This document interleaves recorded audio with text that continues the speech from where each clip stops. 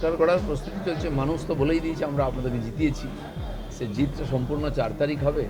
তার আগে গতবারে যেগুলো আমরা করিনি, কাউন্টিং এজেন্টকে প্রশিক্ষণ দেওয়া, পোলিং এজেন্টকে দেওয়া আর ওদের প্রশিক্ষণ দেওয়া, সেটা চলছে ব্যাপকভাবে, যাতে কোথাও কোনো ভুলচুক না হয়।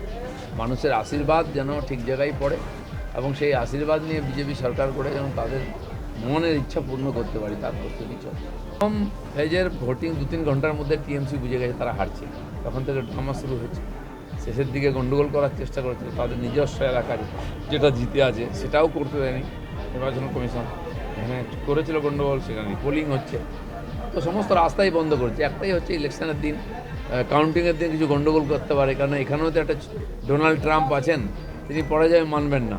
ধরো কালে বম বেরো উড়িয়ে দেবেন, গণ্ডগোল করে দেবেন, কাউন্টিং বন্ধ করে দেবেন, সেটাও করতে পারে টিএমসি।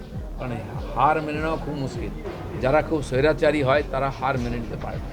4 তারিখ অবধি সব সিট ওনাকে দিয়ে দিচ্ছি আমরা। 4 তারিখ দুপুরের পর থেকে আমরা জিতবো, আমরা সরকার গঠন করব। কোথাও কোনো উত্তেজনা নেই। টিএমসি বাইরে ড্রামা করে হাওয়া গরম করে রাখছে, খালি কর্মীদের মনোবলটা 4 তারিখ দিয়ে ধরে রাখছে। কোথাও কোনো সমস্যা নেই, কেউ গণ্ডগোল করতেও পারবে না।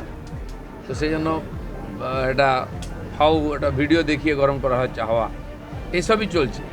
এসব গ্যালারি গরম করার চেষ্টা হচ্ছে, এর পিছনে কোনো কিচ্ছু নাই, খালি অস্তিত্ব রক্ষার লড়াই।